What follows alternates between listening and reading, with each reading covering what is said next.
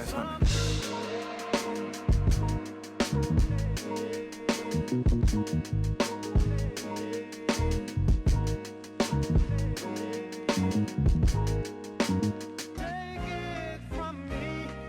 What up, guys? Welcome to another episode of Tuna Status Podcast. I have another special guest here, Mr.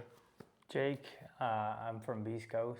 You can find me everywhere on Instagram as Trashmouth. I like to run my mouth. So that's kind of where that's going. All right, cool. So we're here to talk about life, cars and life, and a little bit more than that, just offer a little bit more on the platter this time. So let's start from the beginning. The car scene, your car, the whole nine. How did you get into this thing? When I was growing up, my dad did automotive transportation. And even before that, he was kind of into old schools himself. And it's kind of always something I've been around. He was in the lowrider scene out in California. And he did like anything from like old Corvettes, Chevelles. Okay. And then moving on into the automotive transportation stuff, we had big name clients, like we did Seinfeld, we did Leno, we did Terrell Owens, we did Ralph Lauren. So we were private, enclosed, no marking transportation that got those exotic cars all over the country. And that's kind of where combining that with the old school lowrider shit is we can cuss, right? Yeah, good. Okay. You're good, bro. Trust me. Good. There's gonna be a lot of that here, so you're good. With all that, that's kind of what got me into like lower stuff, and then obviously going into the tumbler scene, that's where the stance stuff came, and then we all fell in love with H2O and yep, memories, a lot of memories. Yeah. So I'm hearing a lot of core memories and things like that as far as you and your dad and the transportation scene. What was one of the cars that you remember the most? Picking up and you're just like, shit, I never thought I would have seen one of these in my life. Like, so Ralph Lauren has a Bugatti Type 52. It's Atlantic. Yeah. Atlantica or whatever it is. And it's a car that's pop riveted all the way down the center of the vehicle. And that's how they have the car just basically in two pieces. It's kind of like the monobody that they use on the new ones. And that thing at the time when we were moving it was like $20 million car, and now it's like shit. I think it's up in the 30 mils now. Yeah. And then we had also the Gullwing SLs. He had like 3 or 4 of those, and those I fell in love with those. If I could ever find an old shell of one of those. Yeah. Even if it was like rusted to crap, I'm bringing that boy back. So, I mean, was there any... All right, so there's 2 different ways you could look at things. There's one of, oh shit, I'm not moving that car. I don't want to be liable for it. And then there's ones that you're just like, yeah, I'm definitely going to move that car. I want to hop in it. Is there any car that you was just like, damn, I definitely want to jump in it, and even if I'm moving it 20 feet, I want to do it?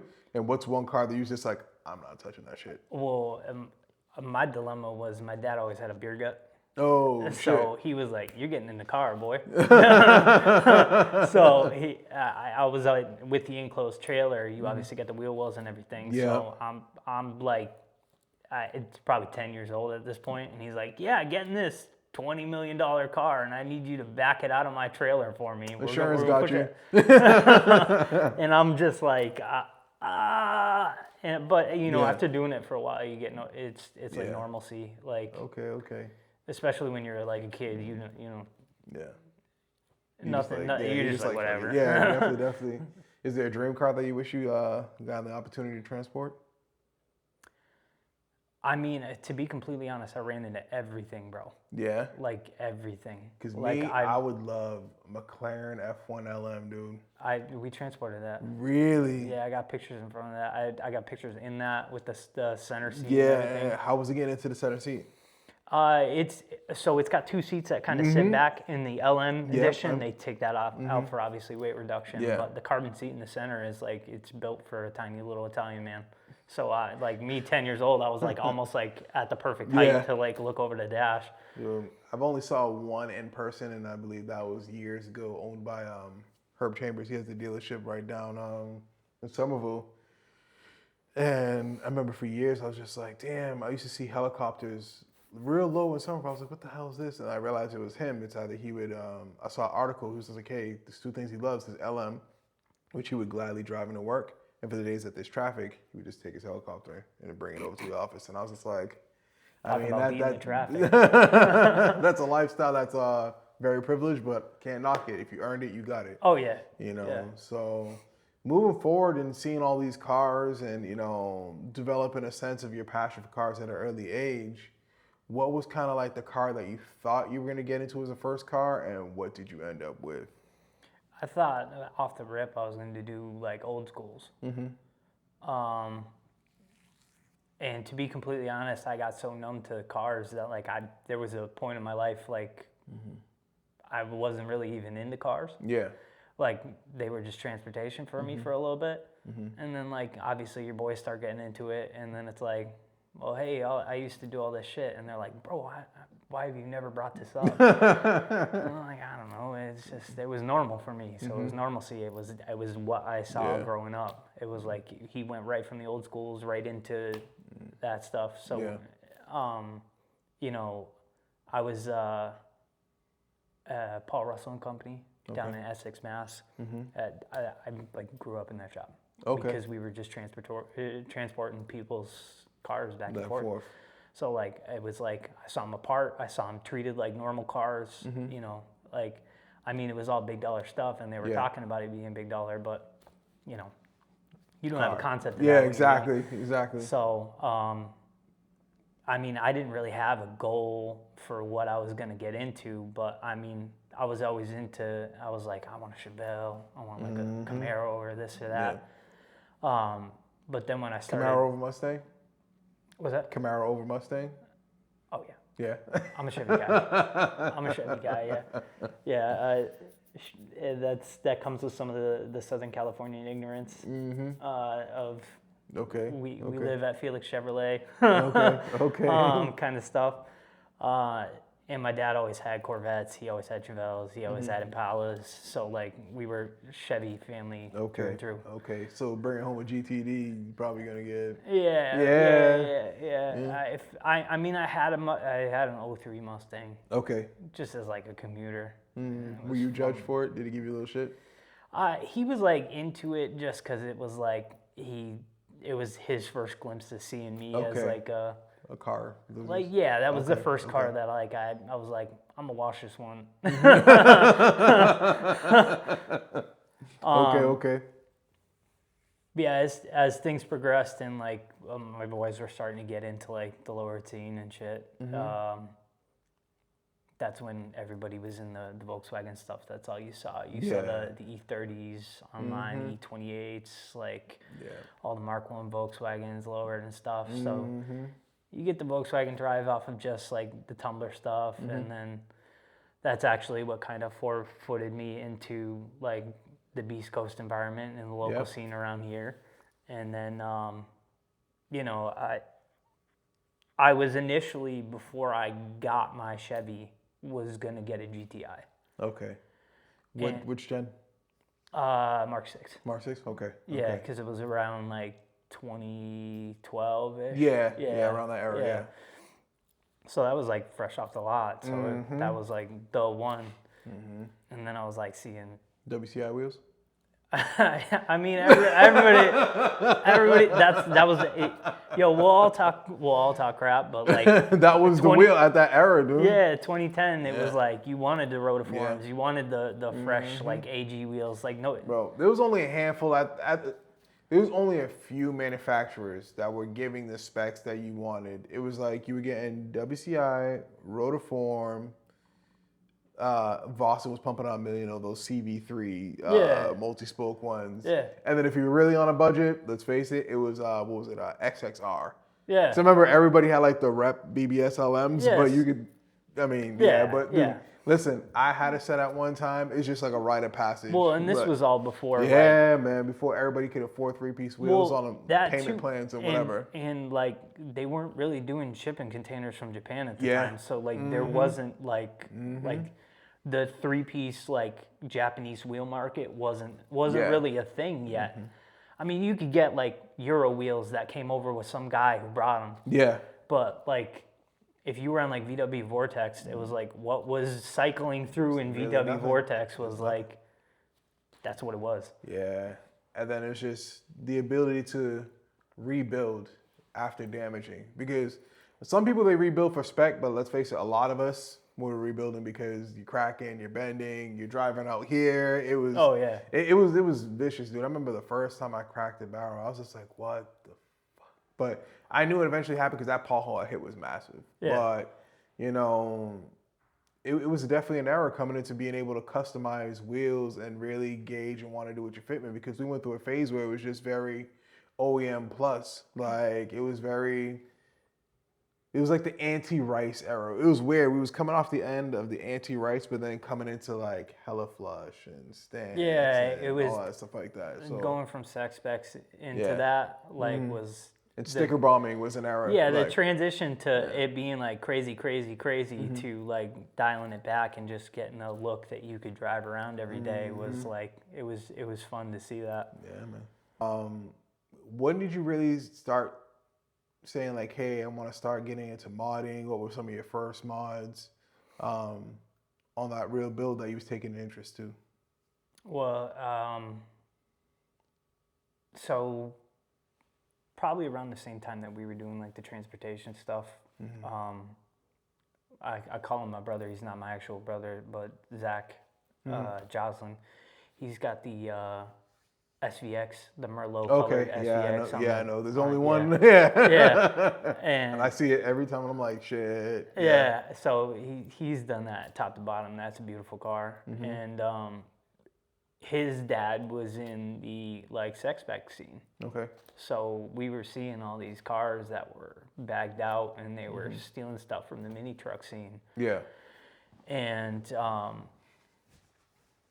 it was basically like seeing a motivation of that and things transferring over to like a more simplistic style. And all my friends were getting into the simplistic style and a culmination of everything that I had seen around growing up, to where I was like, you know what, if I'm gonna do it and I have a different platform right now, I'm gonna do it. Yeah. Because that's when it was like a huge thing. You were seeing a new car every single week, like a fucking Dodge Caravan would pop up on like on some shit. Yeah. And then like you'd get like, that's when Jared Furlan popped out with the Focus.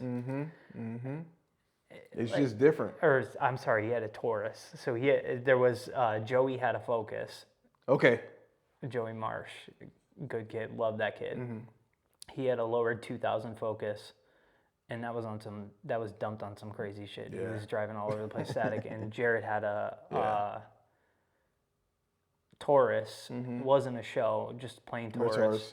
In the same Grandpa Gold that I got. Yeah. And he had it on some CCW 5s. Okay. I remember those. Yeah. I remember those. And because so everybody was popping out with like a new like quirky chassis. That was like kind of the thing at the time. And I was like, and just trying to dump it on whatever that seemed. Yeah. So it was like it was like you were the first to do that kind of shit, because it was all stuff that was like new to being touched. Yeah. And I remember the Rustola, and like that was just like an era where people were just doing different things with different cars. Oh yeah, like Mike popping out with his Del Sol. Yeah, I know, dude. I was the fucking he just rolling trashed tennis that car. shot. I'm like, I know. I'm like, you just killed a legend. I know. Oh shit. But seeing those guys back then, bro, and major props to what they've become now, but it was just like an era where we was just all just doing it was different shit, man. Yeah, like man. You see too much copy paste right now. now. It was really, and that's the thing. What happens when you lay the foundation for a lot of things? It's like you start to watch the things that come behind it, and then you just gotta accept the fact within the idea. Just like, you know what, I've been around long enough that I've seen it birthed, and I can see where it's going. And a lot of people who take that position, whether it's clothes or music or whatever, when you see that foundation of a trend happening, there's always two ways you can sit there and see. You can say, hey, you know what? This thing's gonna come back full circle around, and hopefully I'm around long enough to see it, and it's gonna be pretty dope. Or you could take the approach that, oh, they're killing it and blah blah blah. It's just, I take it as like, these kids are laying the foundation for what's to come next. And it's up for them to decide and see what's bullshit and what's not.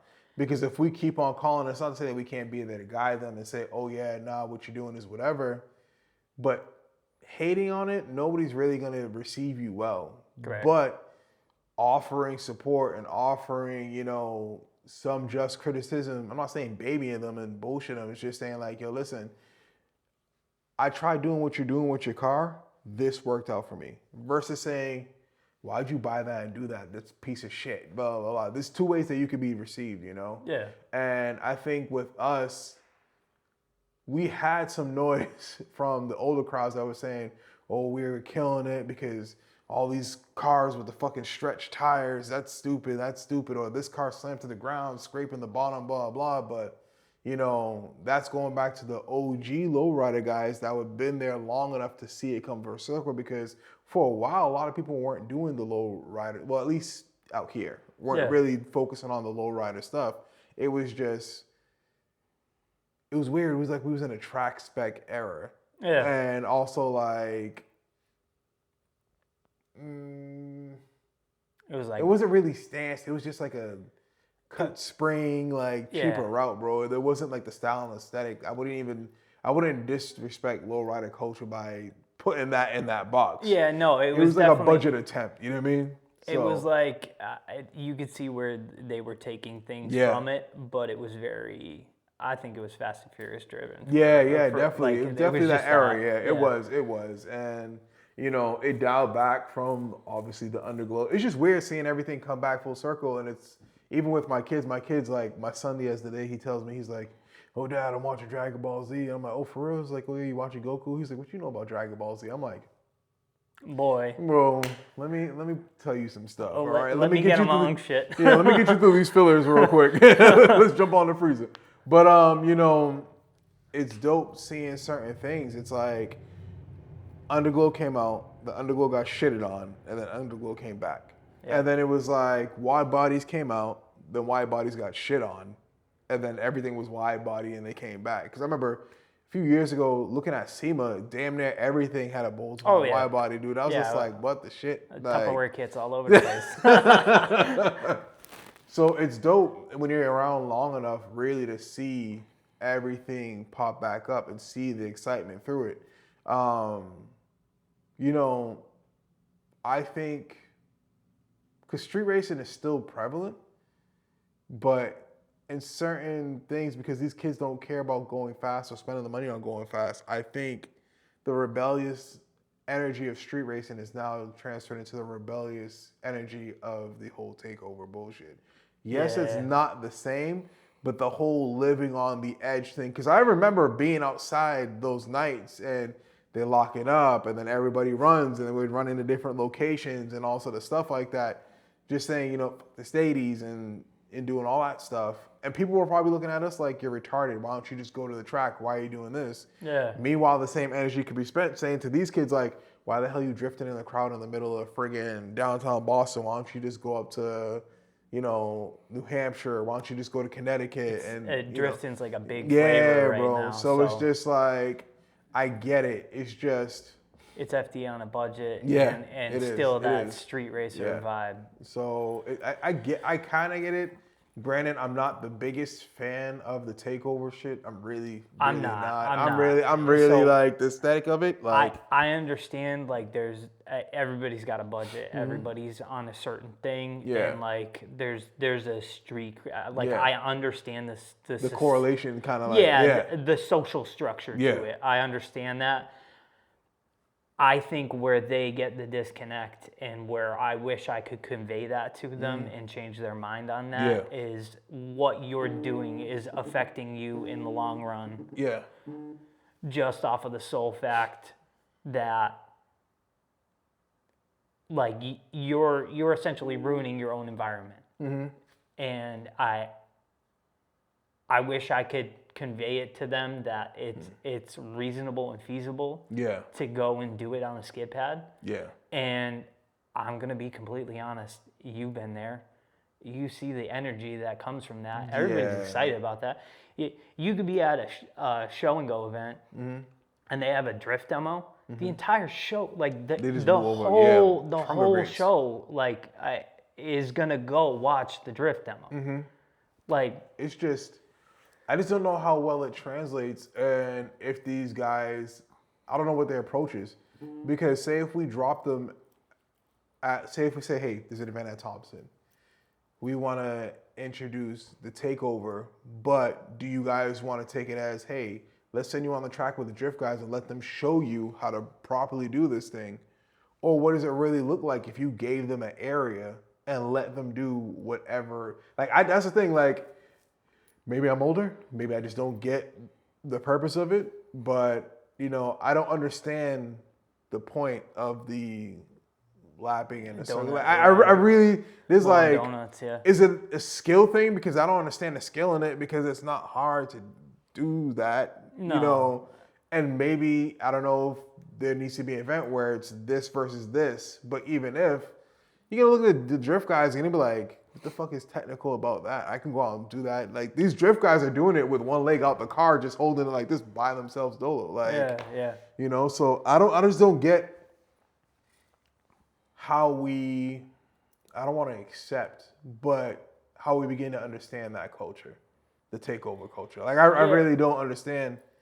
And I think there's, because I run into this a lot. Obviously, you know, I got the swingers on the cruise, so like the whole Houston culture and swinging and breaking off like that they do down there. Like, it's kind of the same thing. Like, if you ain't doing it, you don't understand it. And like, I think it's like a thing that we see. We have our judgment because we have our mindset, and we won't get that mindset. We just know the repercussions of the way it affects our community.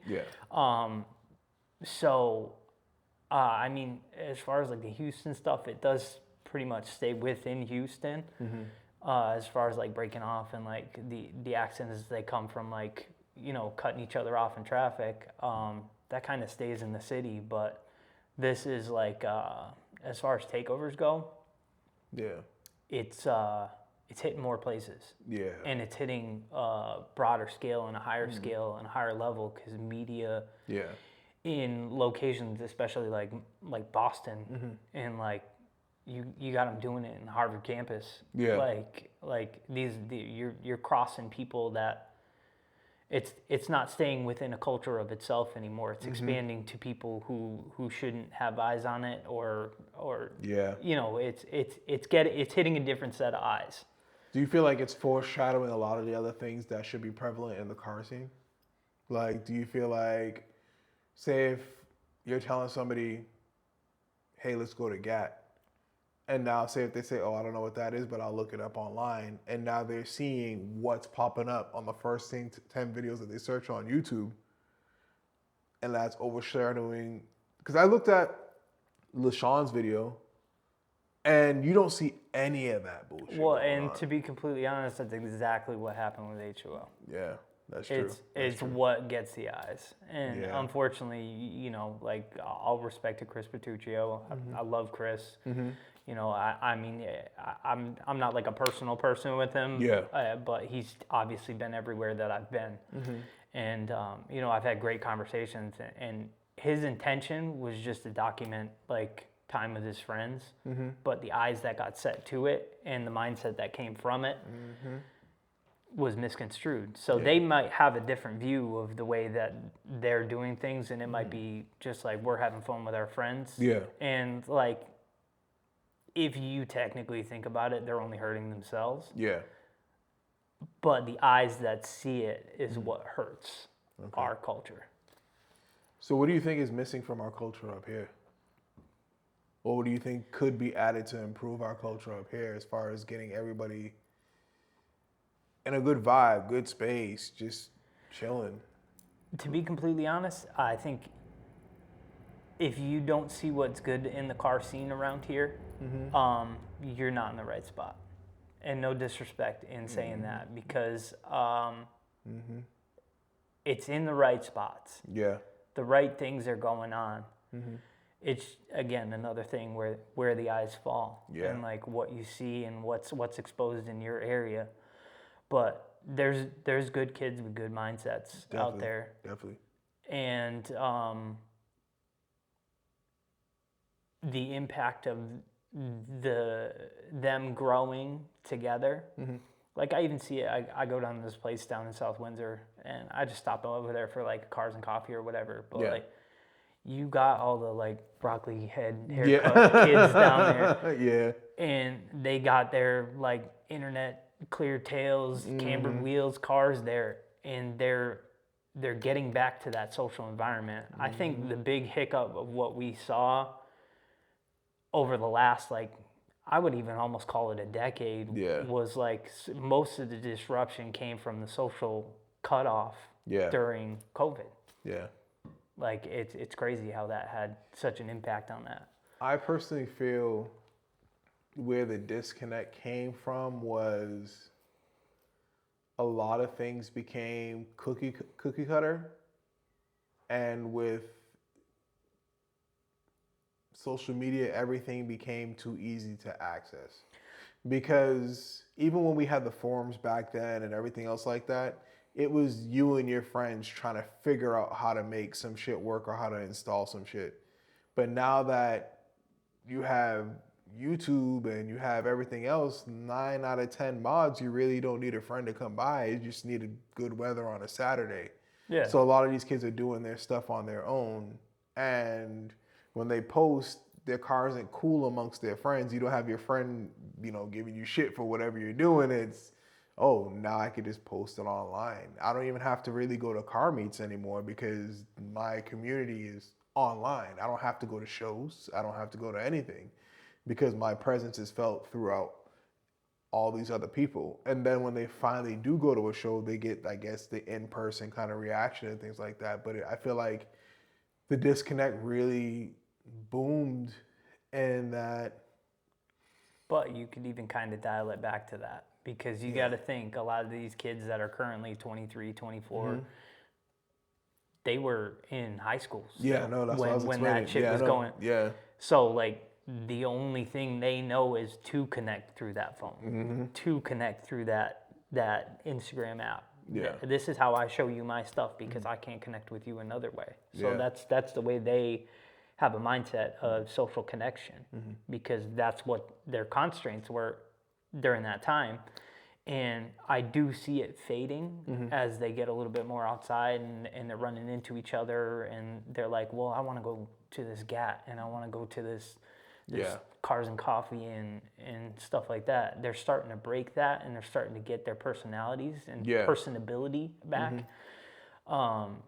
Which is nice to see because I was very worried that wasn't going to be something that was broken. Yeah. I mean, it's an ignorant thing to think, but seeing that break and seeing some of the youth get back to that, where they're out there bantering, screaming across cars and coffee at like some pompous South Windsor event. Yo, those wheels are ass, bro. It's good to see. It feels good. Yeah. So, it's giving me hope that we're going to cycle back to how things were. Yeah, around long enough, you start to see everything come full circle. It might be new to the younger people, but to us, I've seen it for a while. Oh, yeah. It's just So, like, for me, like, when I see these kids out, like, talking hard shit to each other, I'm like, you get the young ones that, like, are getting into like, that's mean. And I'm like, we're all being friends. We're all being friends. It's just like when they feel like, GAT's the new thing. And I'm like, bro. Well, there was H2O and there was other spots before that we was doing this for a very long time. Yeah, so and, all the bag fairs. Yep. It's crazy how there's always some like underlying of like shitty Volkswagens in there.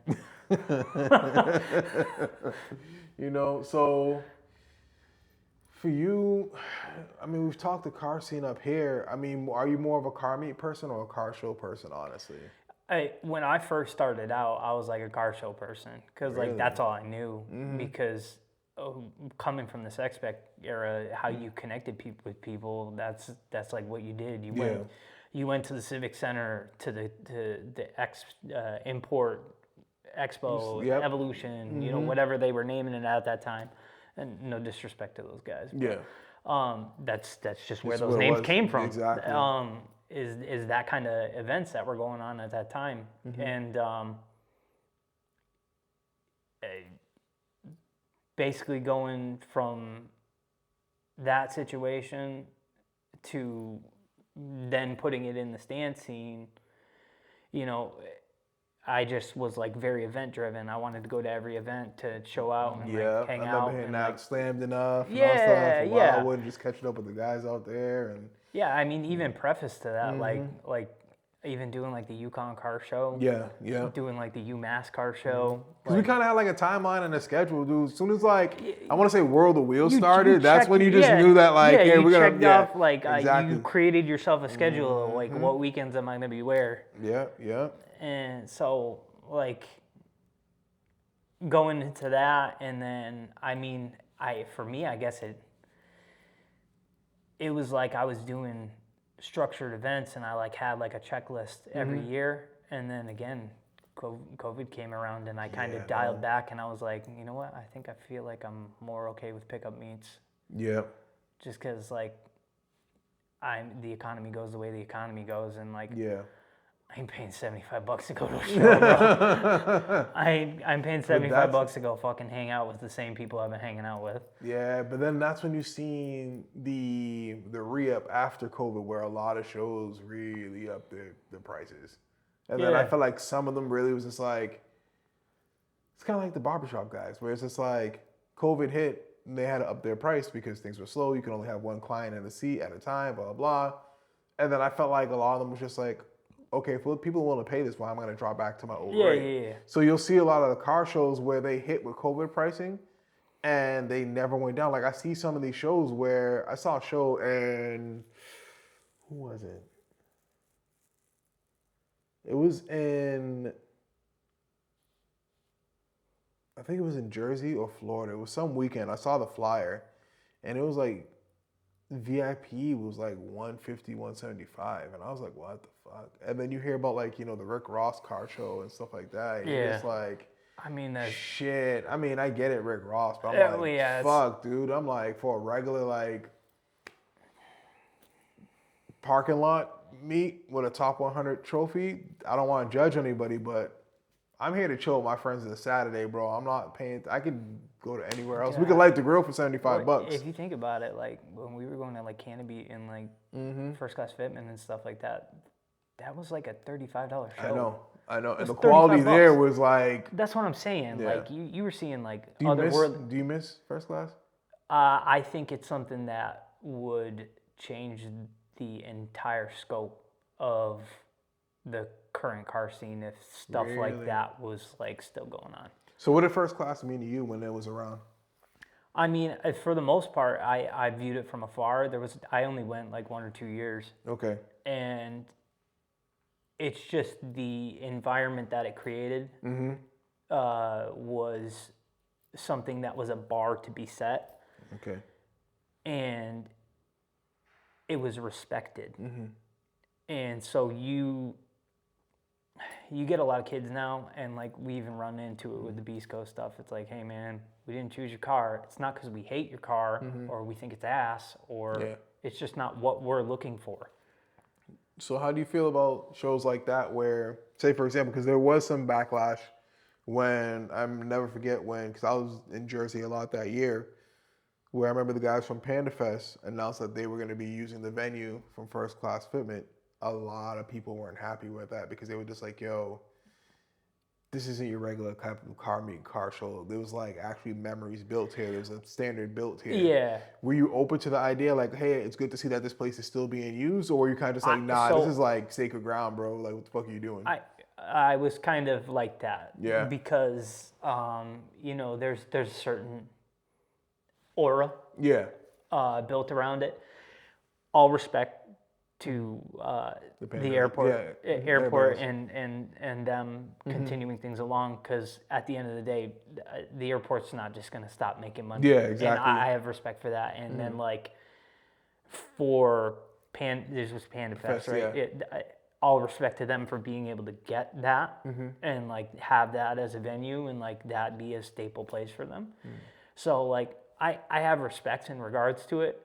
Do I have reserves about it? Absolutely. Yeah. But like, I gotta respect the hustle. Yeah. But I also kind of still have the entitlement to be like, that was their shit, man. Yeah. Yeah. Lay it to bed. Yeah.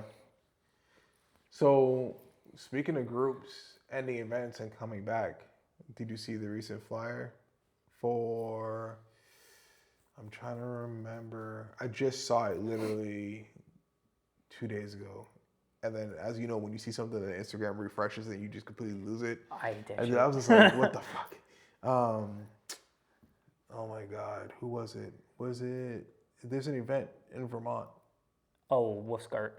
Are you talking about Wolfscart? Is it Wolfscart that they stopped? Or was it Yeah. Wolfscart or Yorksey? Which one? So Wolfscart, well, they stopped Vag Fair because the venue for Vag Fair up at Vag Fair Maine, they leveled it. I don't know what they're doing. I don't know if they're revamping the campgrounds where Vag Fair was, but Vag Fair is not happening this year, and Wolfscart is also not happening this year. From what I hear, there's some behind the scenes stuff that's causing Wolfscart. I don't know enough information to speak on it, but it's apparently some rough stuff. And they basically had to change venue more over to save face. Okay. Is what I gather. Okay. I cannot confirm nor deny. Okay. And like all respect to whatever's going on with that. But no, I had heard like it was over the winter that I kind of heard that Wolfscart was going to change locations. It was actually my brother Zach. He I think they chat GPT'd it. Like, because they were looking for the dates for Wolfscart. They were like, what's going on with Wolfscart? And then chat GPT was like, it's not happening in Vermont this year. And we were like, what the So I like started doing some like digging because like, I'm a check my sources guy. I'm not like these young kids that just go, oh, I believe whatever's on Facebook. So I was like, no shot. Like they're not fucking changing from Vermont. That shit's been going way too good in Vermont. They've been stealing money like crazy for years. So I Google it and it was like this small little blurb on like a car page. Yeah. But it had like context clues that they had specifically spoken to the people from Wolfscart. And I guess it's not happening. It's obviously not happening in Vermont, but it's happening at some place in New York this year. Okay. So I'm like, whether I'll be at a campground or like an airport or something. Hopefully they keep the vibes and it's upstate New York, not like New York. It's just, from what I gather, and because I was like, where the fuck is this? And I Googled it, and it's out there. Okay. Yeah, it's like it's still like gonna be in the woods, but. All right. Like everybody who was right there was like, its attendees were the people of Vermont and New Hampshire. Like you were not getting your Connecticut. I mean, you got a couple Connecticut people, but for the most part, it was like that population was up there. So now they're gonna have to travel all the way down. I know. That's crazy. That's crazy. So now, rolling into Beastcoast, Matt, events, media, how did that come about? So, I mean, obviously just being involved with the local scene and like Beastcoast just being a presence there. We had ran into each other. I'm always friendly with everybody who does good shit in the scene because I believe those people should be supported.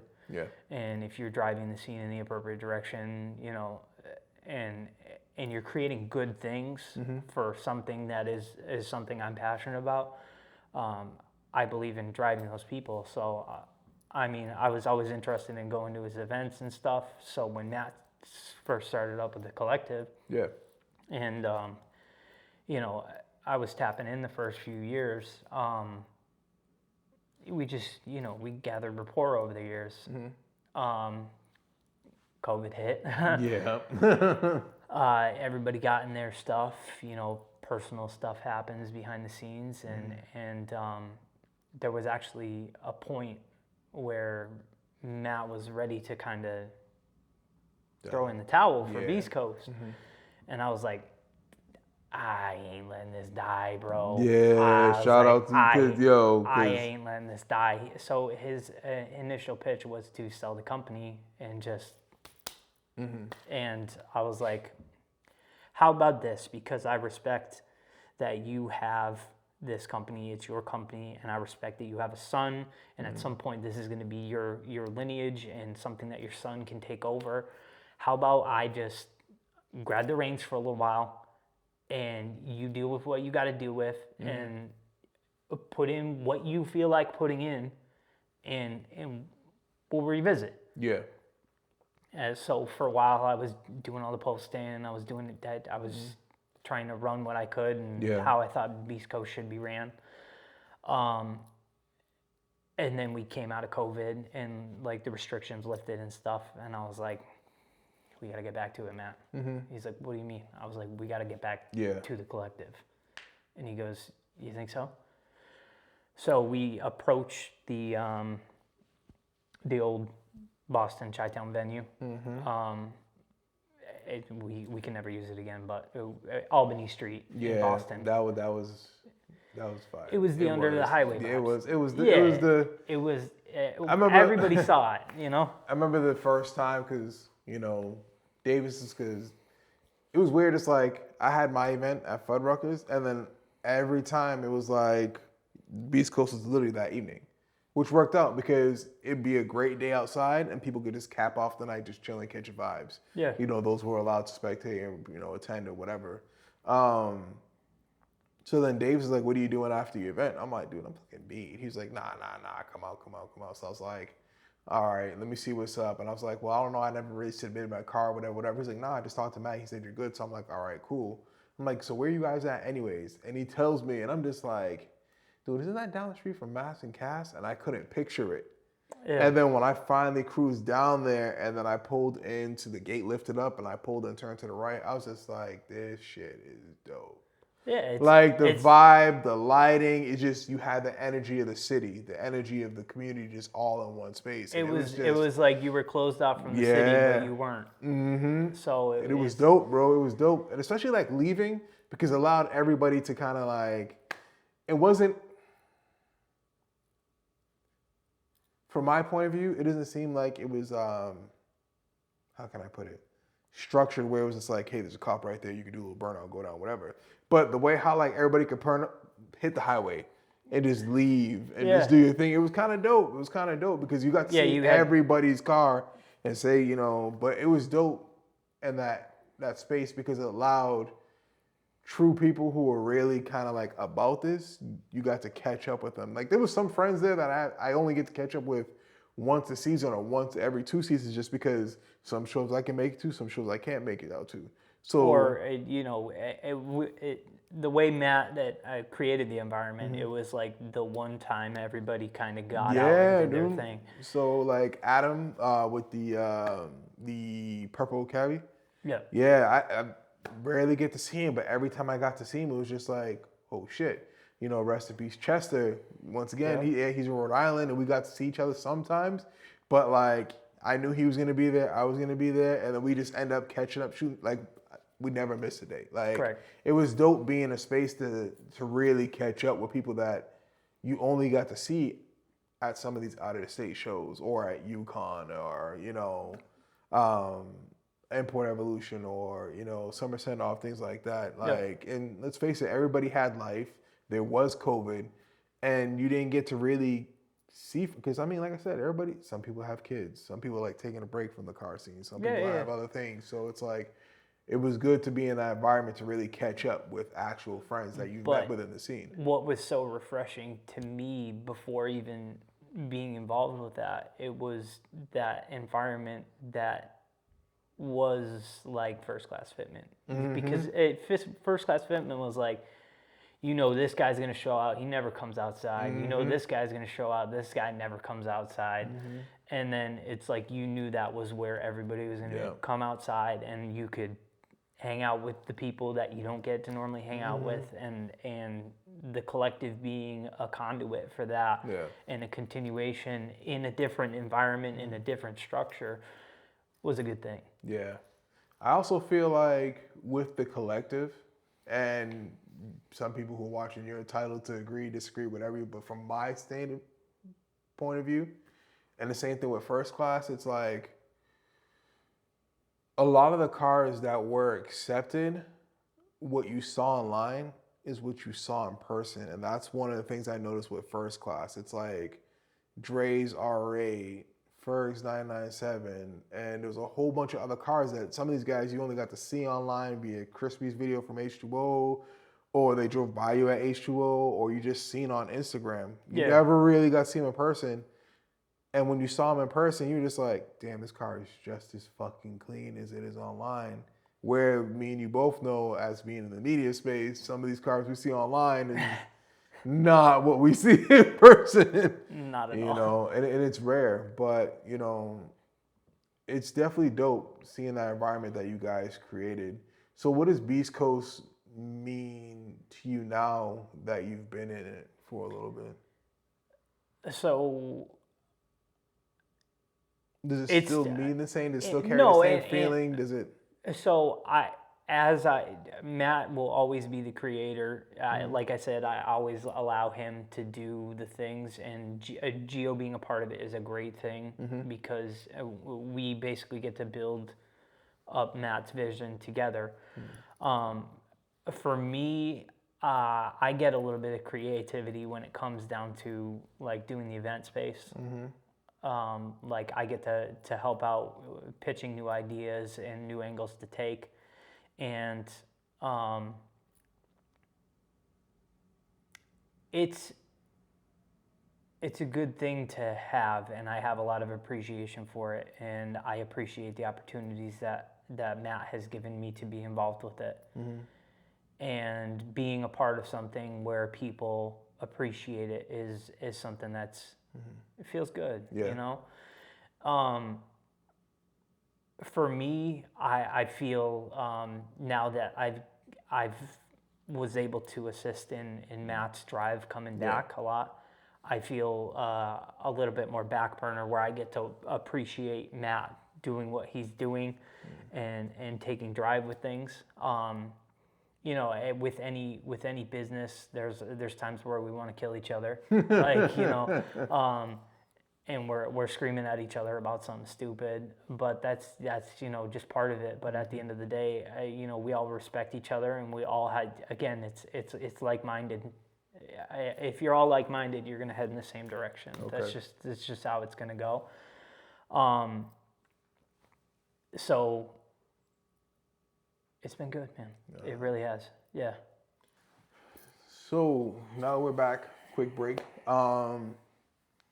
Dealing with the people who don't understand the narrative and the direction that you guys are creating the space for the collective, how you guys dealing with some of the feedback of those who aren't able to attend or cars that might not get accepted into the event?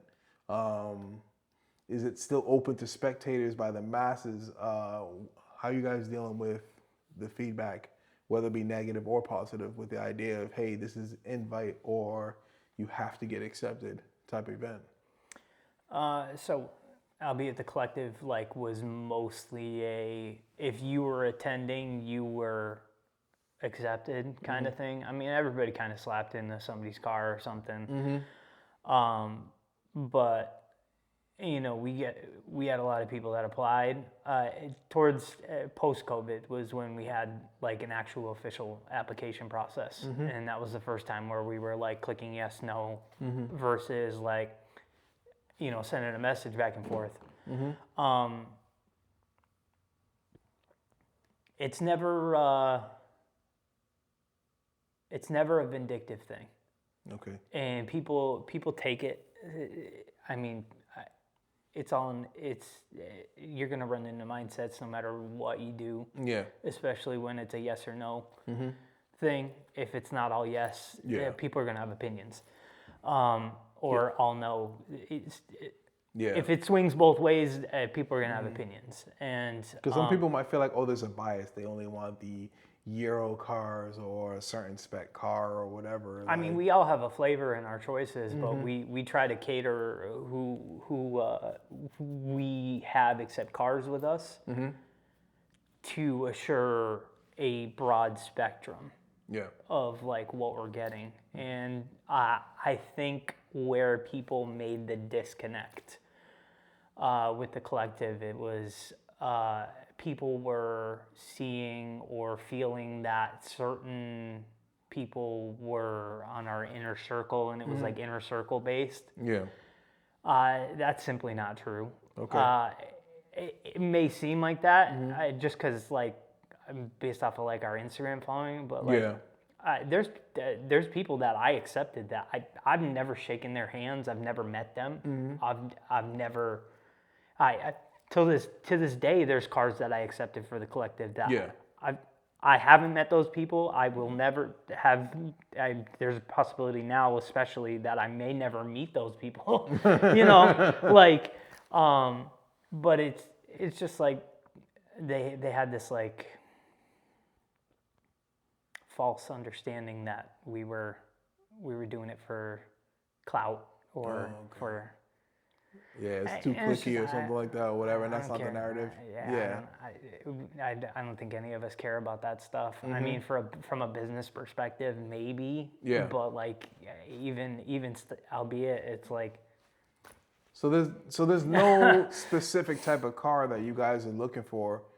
It's unique just in quality. It's just unique in quality. Like if you give a passion about the quality of what you're doing and your quality of workmanship, like if you're taking the time to do the extra little details, that's what stands out to us. Okay. Like it's not like Johnny Appleseed's got this like lower BMW and we specifically like him because he's got TE37s on the car. If you look past the surface level, there might be some shit that you can learn from looking at that car more than 30 seconds in a pass by. Okay. So then, like, what do you feel is something that separates the collective from other local events that you guys stand on that, like, no, we offer this is what we stand by. If you wanted this type of event, this is where you get it. We're just trying to, so where it differs is like we're curating an image, and it's not like image that's driven a certain way. It's just again at the basis of it all is quality and uniqueness. So like if you want to see a lifted 4Runner on some old SSR wheels with like the 1 in 10s to the moons, like you're gonna see that there. You want to see a F-250 with the stretched tires and it lifted with the rock lights and it's a parking lot princess, you get to see that. You want to see that swapped Euro car.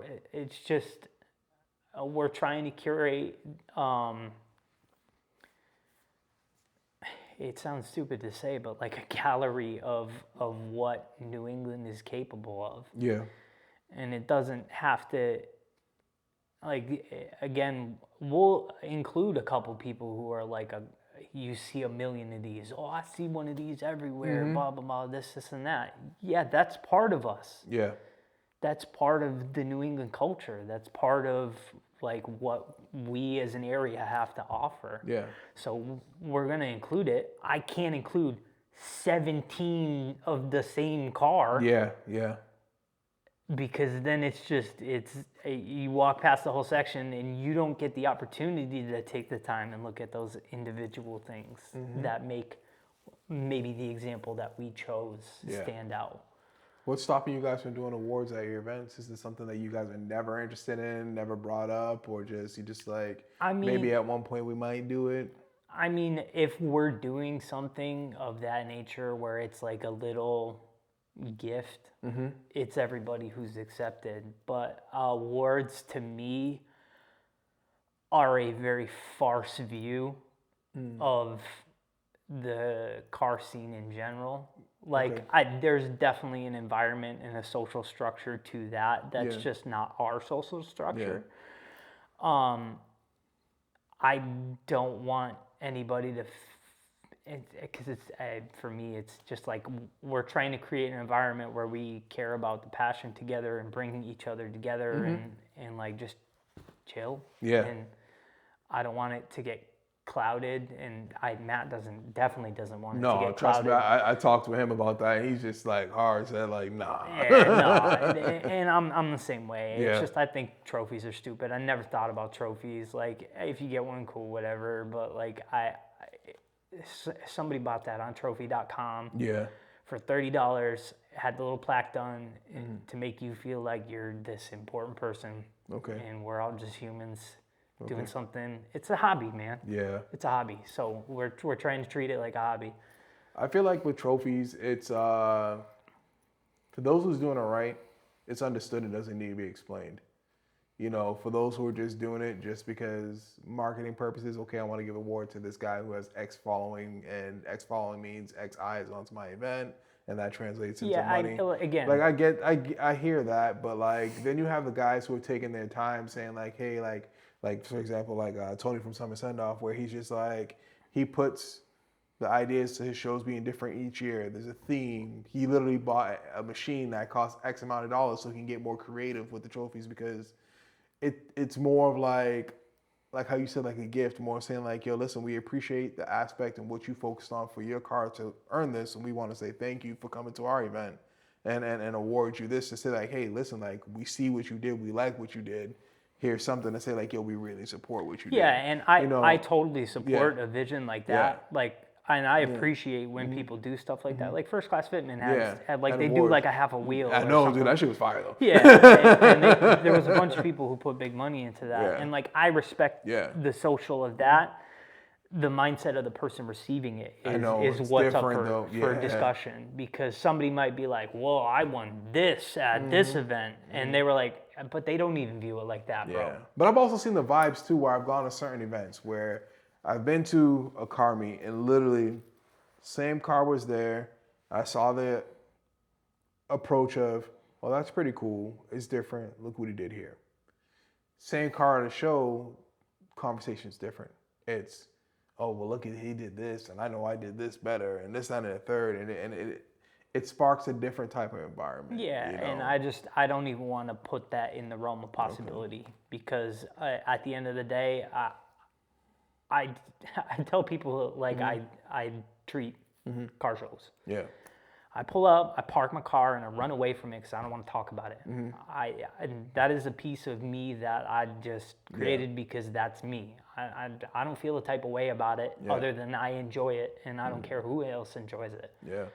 I care about the passion that I put into it and the quality that I put into it, so I'm passionate about the quality of it.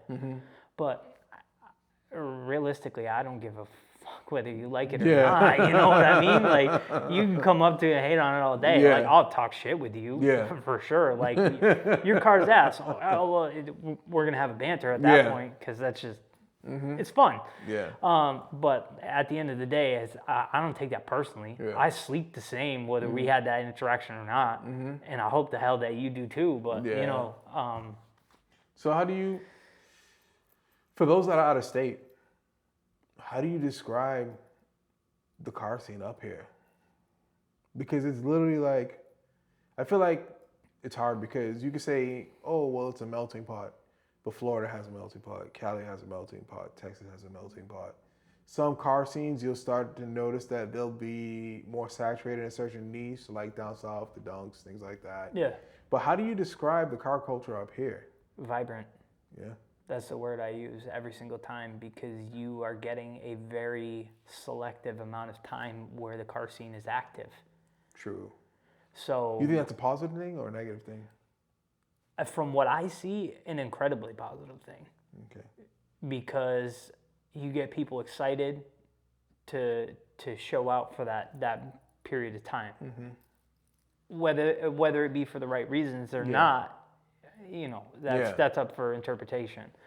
But I think it's a positive thing in that it drives the behind the scenes. Like you'll see guys that will, because it's such a short window, if they don't make that window, they'll put off that window till next year. So, like if somebody, because you've seen it, we've got guys that we even invite to the collective and like, hey, I know you're working on this. It's approved, bro. I'm just letting you know. And they go, it's not ready yet, man. Next year. And you're like, okay, I got you. And then all of a sudden it's the drop year, quote, so to speak. And then they're outside. They're proud of their work.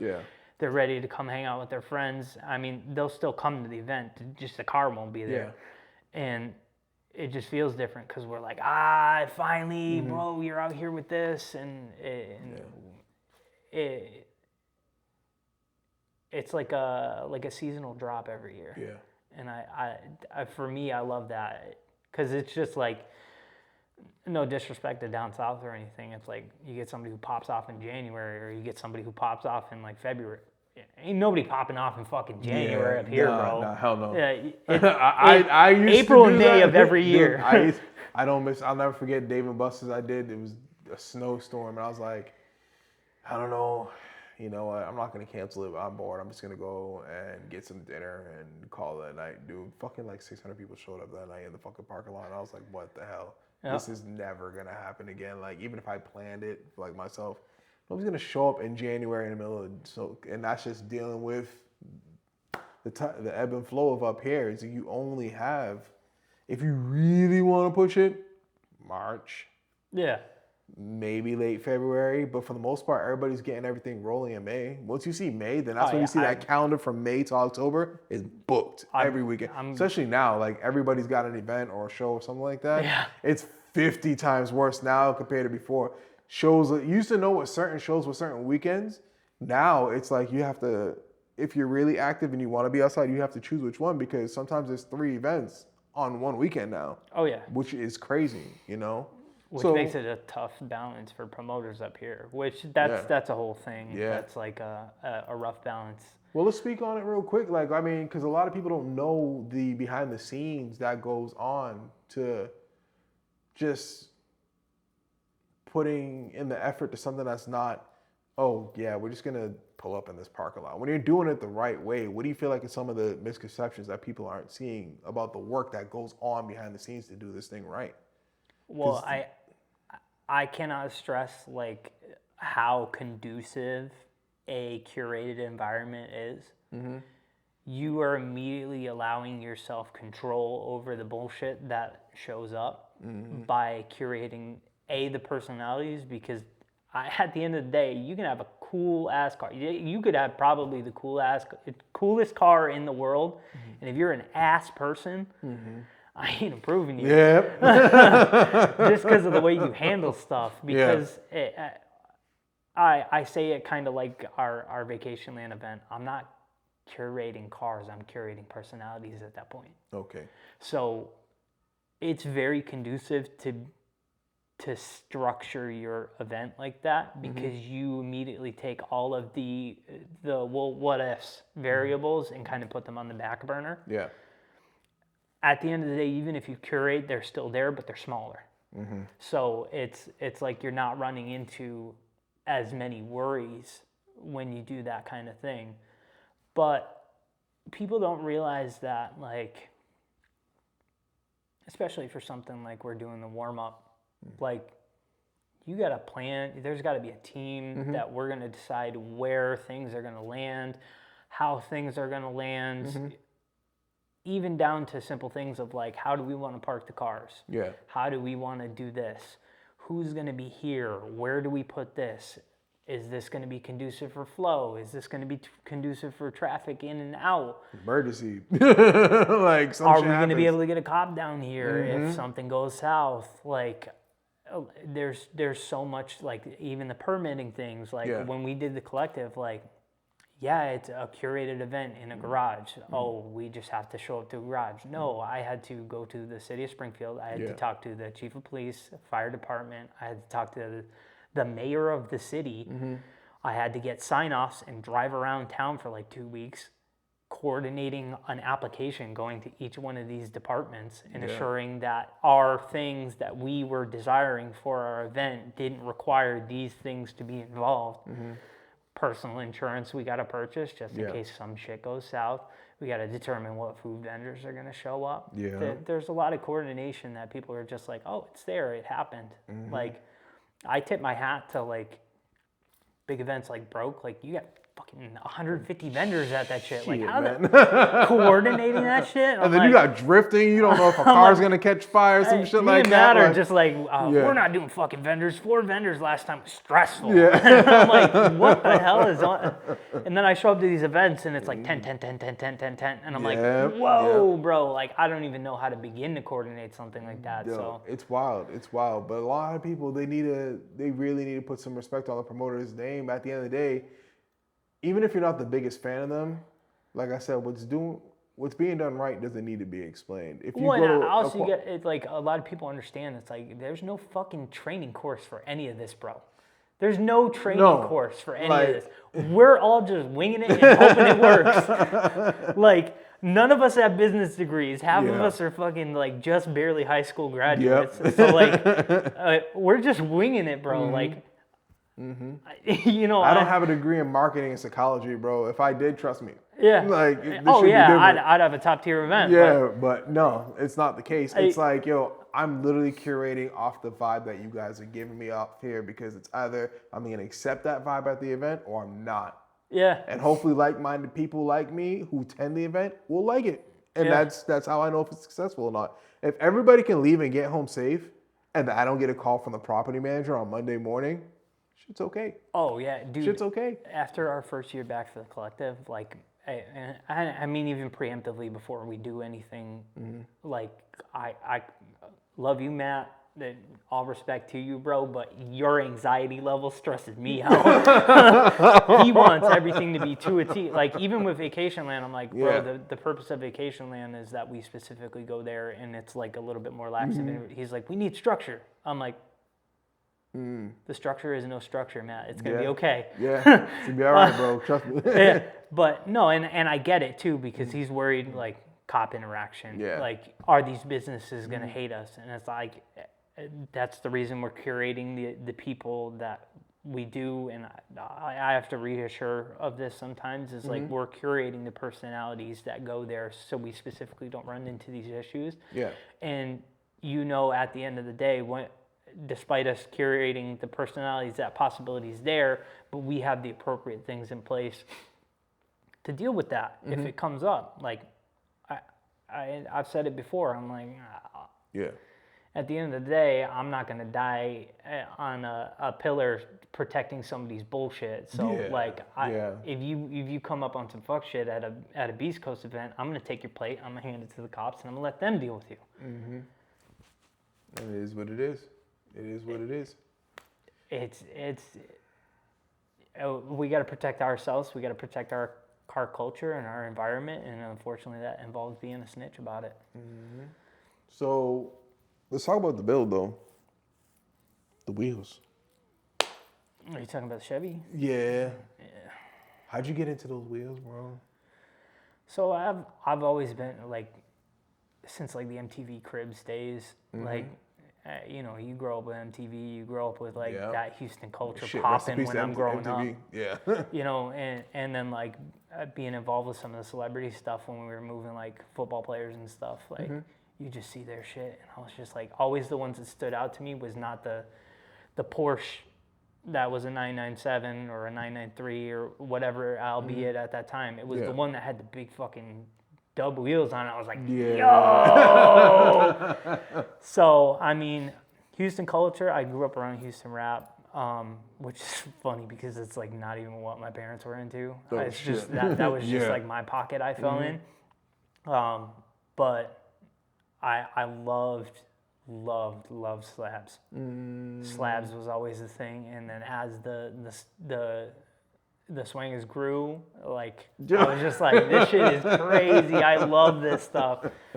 So, I mean, the Chevy kind of started as like a stance car because it's easy to do that, and it's like that's what like my friends were doing at the time.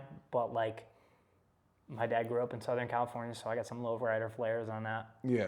Well, he was like mid to southern, so he was like Santa Cruz, like Okay. Monterey. Yep. up, Yep. I know. You know, so that lowrider flare kind of fell in because I at some point I'm gonna get a lowrider. Yeah. It's I just saw one on sale online. I can't remember. I said to Jamie, it's like $25K for an Impala. I can't remember which year, but I was like, fuck. The only thing that stinks about that is like it's always in question. I know. That had tons of years before it gets in my hands. Yeah. So I'm like I'm gonna wait for the one and the right time in order to be in that. Yeah.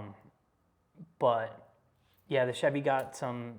Basically, the engraved chrome is where the lowrider stuff kind of kicks in. I'm gonna have my buddy Ronnie. He's Ruined Car Clubs. Yep. He does the lowrider barbecue up out in New Hampshire all the Uh-huh. time. Yeah, so he does pinstriping. Probably one of the best pinstripers in the country. He's doing That's these truck, very which I'm actually going to film after this. So. Yeah, so controversial, but the kid's dead hand. Yeah. Like he, if he gets Parkinson's, he's fucked. But until then, he's the best pinstriper I know personally. Yeah. And I want to have him do some pinstriping on the car, some leafing and stuff like that, just to get a little bit. But because I mean, the reaction to the wheels online was crazy. I was just like, well, what? It's not. And it was up here. just so different, and it's been a while since you really seen anything different online because everybody was going off the narrative of if he's doing it, he's getting a following. That means I could do it. Yeah. I can get a following. And then it you come with your shit. And I was just like, that is tough. That is tough. It wasn't even like I'm again, I don't care who looks at it. Yeah. I just like, I like slabs. Yeah. I like that stuff. So I'm going to do that stuff if I like that stuff.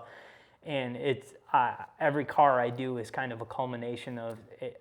I even told my buddy this the other day. Every car I have has an identity crisis because I like so much shit, and I just try to pack it all into one. Because I got like Overlander stuff on my bag Tiguan, like, and none of that's necessary, but I like it. I got swingers on a Chevy Cruze. Like the engine almost gives out pushing the wheels forward because they're so heavy. How heavy are the wheels? They're like 100 pounds each. Fuck. Yeah, it's rough, bro. But. Shit. Yeah, I mean, the decision to do it ultimately was just because I like Houston slabs. And Your parallel parking, that shit must be crazy. I don't.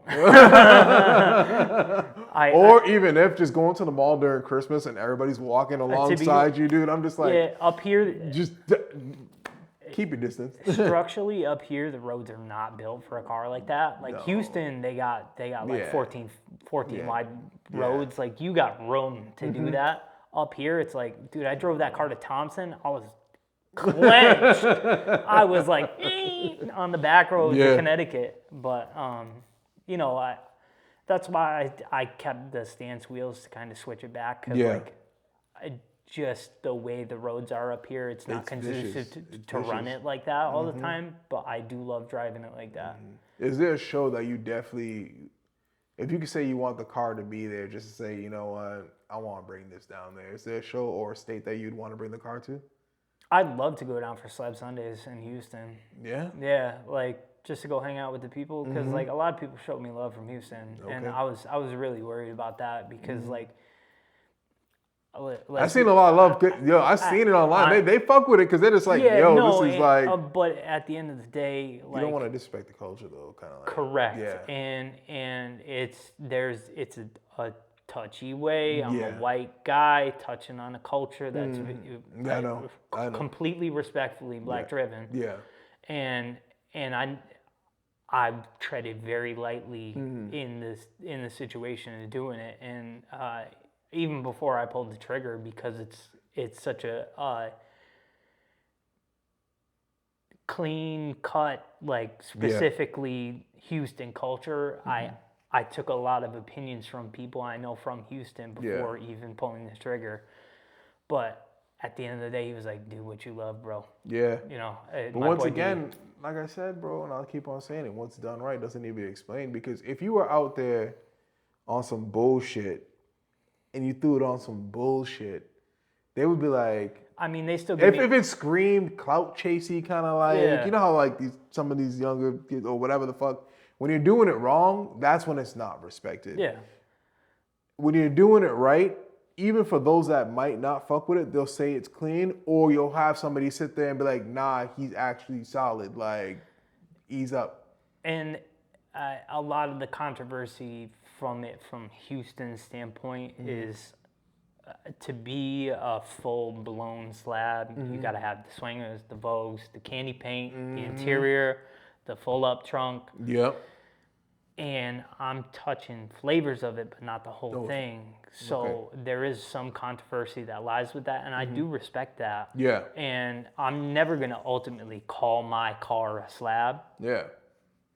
But I'm not just going to call it because the lame term is when they just slap swingers on anything, it's called car on wheels. Yeah. I don't think I'm that level, but I don't think I'm slab. Yeah. So I'm just like, I'm in a pocket, I'm doing my thing. You know, I'm just trying to... And at the end of the day, there's a respect for the culture itself. Yeah, that's why a lot of people are like, oh, you know, it's not a slab. I'm like, I understand.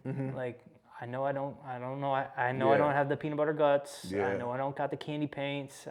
I get that. It's not like you have a vanity plate that says slabbing it on the back. Like, Well, it just says tipping. Yeah, that's it. You know, so it's like... That was just tip my hat to Paul Wall because, like, Paul Wall was the pioneer of that being... in transversing over to white culture. Yeah. And also bringing it out more for other cultures to at least see it and put eyes on that culture as well. Oh, because yeah. I feel like a lot of people didn't really, especially up here where it's like Northeast culture is Northeast culture, and yes, it's a melting pot, but a lot of people aren't aware of what's going on outside. So until somebody shines a light on it, they kind of really don't know what's going on. Not to say it doesn't exist, but in certain areas, some people just don't know. Yeah, when I started looking at car culture online from different areas, like, I never would have thought that car culture was that heavy up in Anchorage, Alaska. Oh yeah, they're like, bro, their fucking stance scene out there is and I have no crazy. And I'm like, because to me, my ignorance is, you guys get 6 months of dark, some 6 months of light. It's all snow. It's all this, and that's completely ignorant on me. But their car scene is crazy out there, bro. Yeah, and I never would have thought so.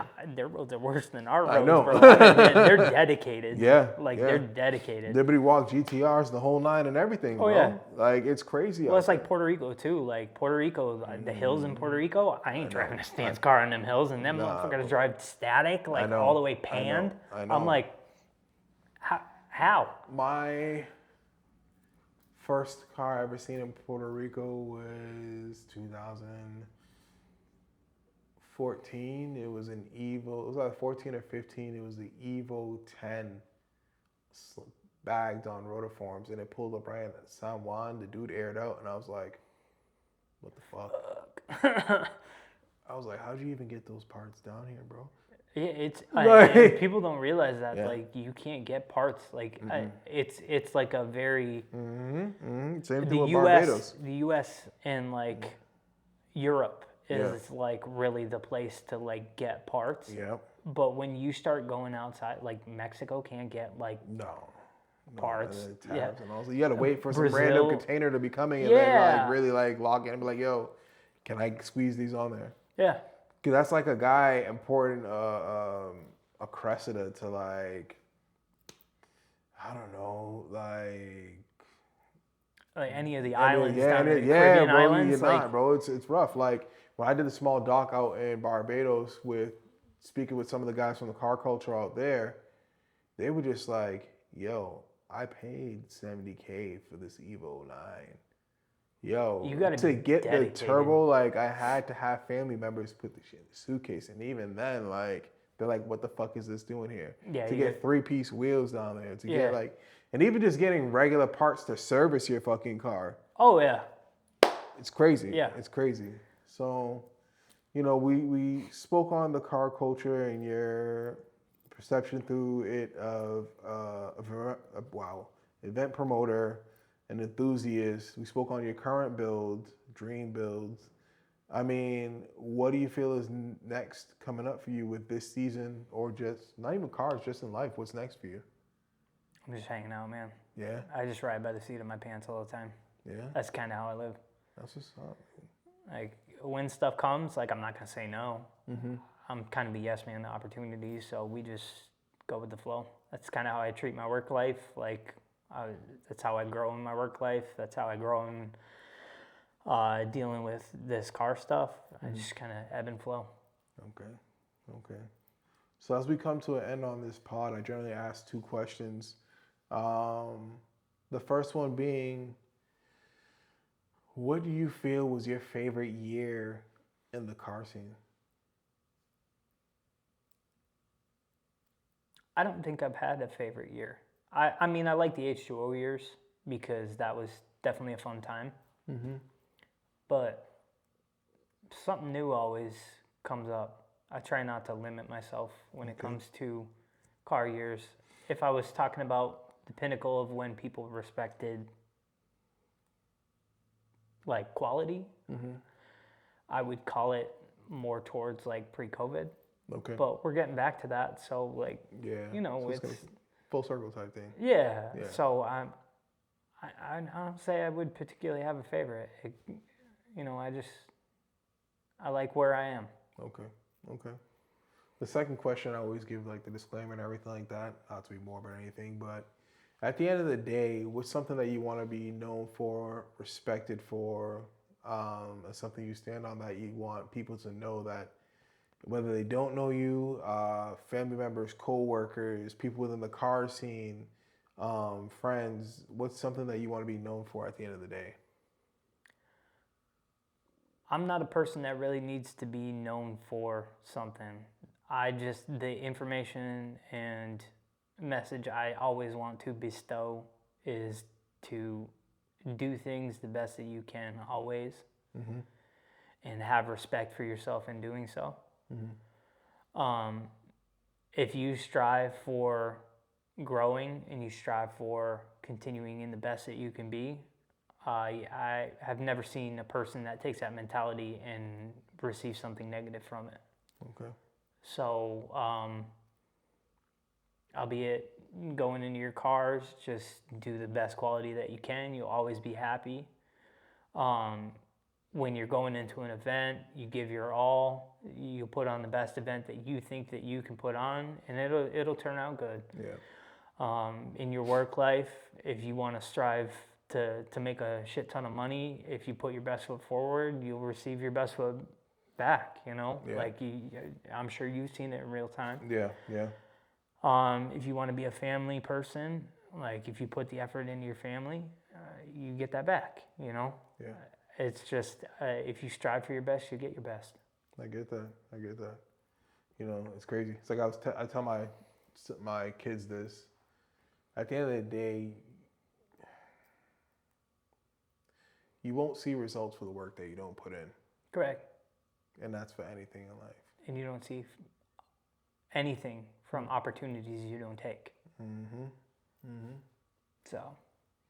All right, my guy. Well, I appreciate you pulling up. Yeah, appreciate you, man. Where can they follow you online and harass you in the whole nine?